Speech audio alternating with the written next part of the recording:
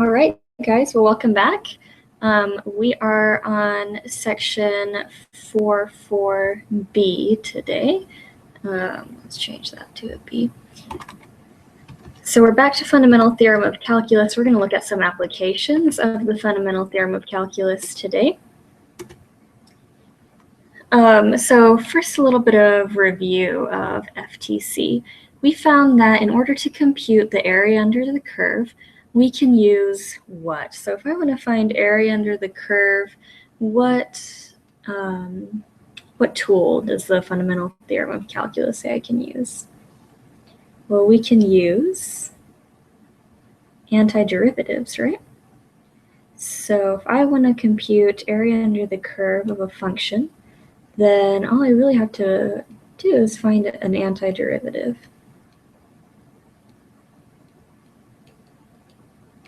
Okay, so and if you guys will write this down again, according to the fundamental theorem of calculus, if I want to find the area from x equals a to x equals b of f of x, then I just find an antiderivative, which we usually denote with capital F of x, right? And I evaluate that at b and a. So ultimately, I end up getting capital F of b minus capital F of a.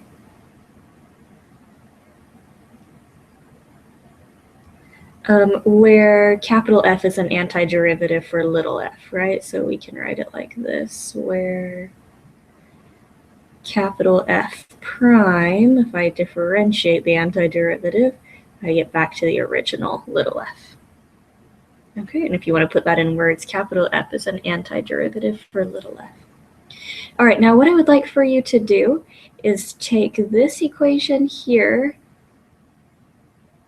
and picture a little bit of rearranging for me. Okay, let's add f of a to both sides. Okay, so would you agree that f of b is equal to f of a plus this integral, right? If I add capital F of a to both sides. So what I would get is capital F of b is equal to capital F of a plus the area under the curve from x equals a to x equals b of f of x. All right. The way I think about this, and the way it kind of makes sense to me, is I think about f of b as my final. F of a is my initial or my start. Plus the integral, remember, answers the question how much, right? So this is how much I've changed. So where I end up would be where I started plus how much I've changed, which is not so surprising, right? If you'd like to think about this, it maybe mostly makes sense in terms of position. Let's let capital F be the position function. So the position function, so if I have x of b, my position at time t equals b, that would be my position from where I started plus how much I've changed. Now be careful. Notice that we have capital F's here and little f here, right? So these are antiderivatives of this guy. So what is the antiderivative of position? Well, it's velocity, right? Okay, so if I want to find where I ended up, my final position, well, I'll just take my starting position plus how much I've changed, my net change. All right. If I want to write this in terms of f and f prime instead of capital F and f, you can also think of it as f of b, little f of b, equals f of a plus the integral. Now remember, these are antiderivatives of this, or this is the derivative of position, right? So here I would have the integral from a to b of f prime. Okay, so my point is the stuff inside your integral must be the derivative of this function. Okay, so be sure you have all of this in your notes, this guy, as well as these three.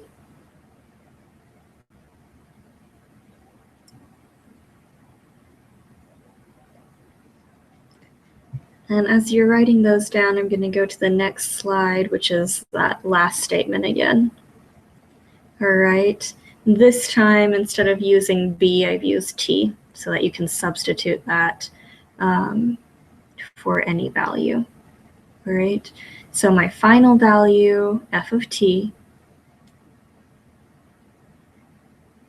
will be my starting value, f of a, plus the accumulated change, so the integral from a to t of f prime of x dx. So a is my starting time, b is my stopping time, or my final time. All right, let's try some examples together. It says if g of x is an antiderivative for f of x, and g of 2 is equal to -7, then g of 4 is equal to what? All right, well, first determine your a and your b. I have 2 and I have 4. And it's not hard to determine which is which. A is your smaller one, your starting place. B is your larger one, your stopping point. Okay, so according to the fundamental theorem of calculus, final equals start plus change. F equals S plus C is how I write it. Okay, so I want to know final, right? I want to know G of 4. So G of 4, my final, equals where I started, which they gave me G of 2, plus how much I've changed. So the integral from, now a to b, right? A was 2, b is 4, and in here I need the derivative of capital G. And what's the derivative of capital G? Well, it's f of x, right? Because capital G was an antiderivative for f. Okay, we're almost there. They gave me G of 2, that's -7. I notice in all my options I have f of t instead of f of x. At this point, it's just a dummy variable, so either one is fine.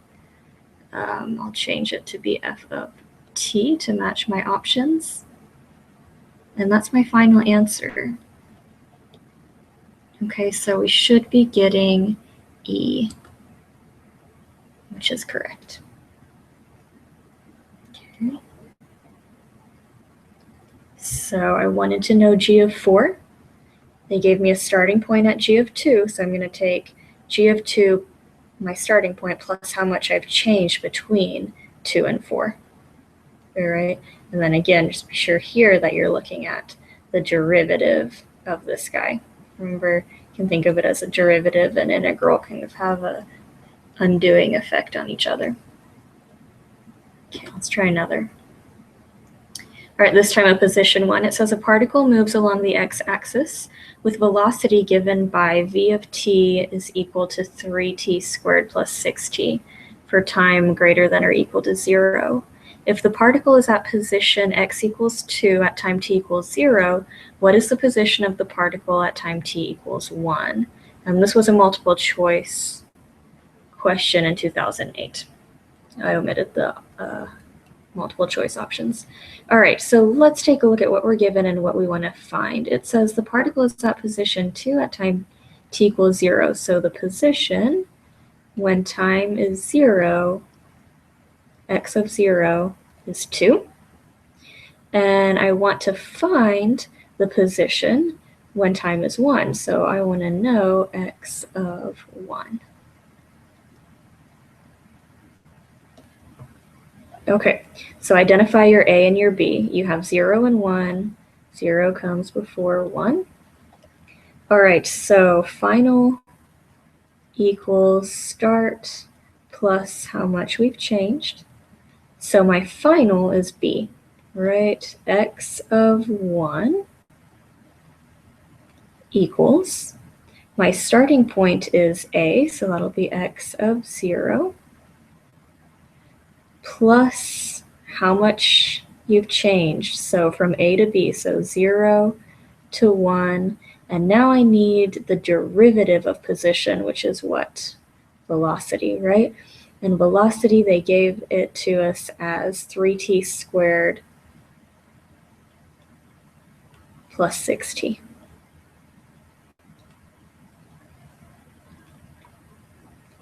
Okay. So x of 0 was given as 2. To find this guy, you would take an antiderivative, right? So antiderivative there would be t cubed plus 3t squared, evaluate at 0 and 1. So 2 plus, if I put 1 in, I get 1 plus 3, which is 4, minus, if I put 0 in, I get 0 plus 0, which is 0. So I'm getting 6 here for my answer.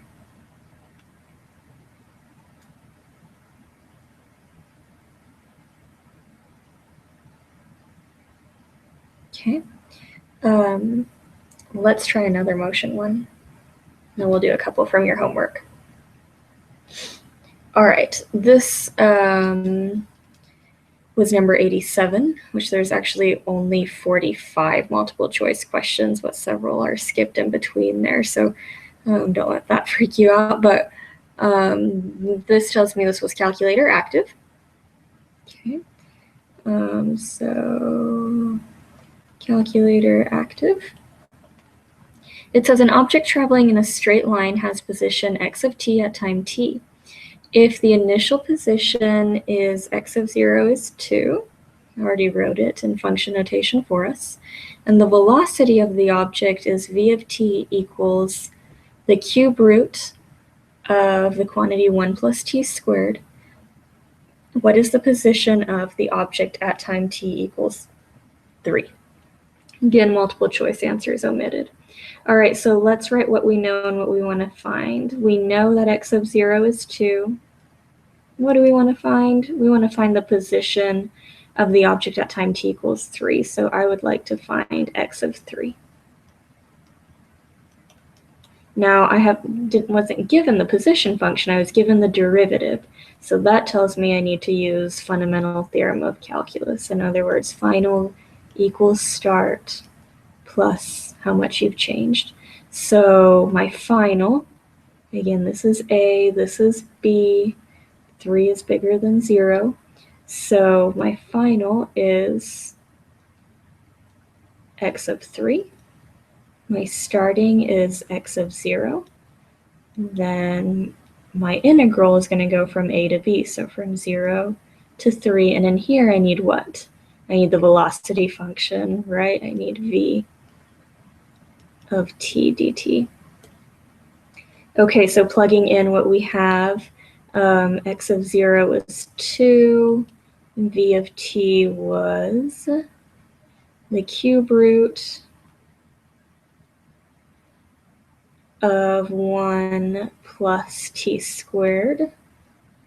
Remember, this is calculator active, so you can plug this into your calculator at this point.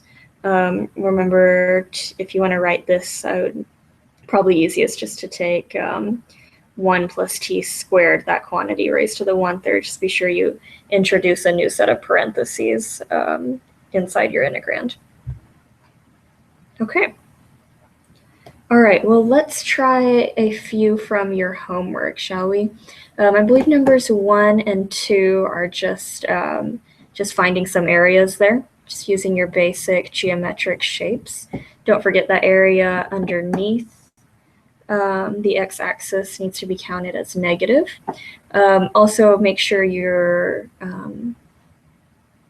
limits of integration are from small to large, so make sure you don't have any improper integrals there. Okay, let's take a look at number 3.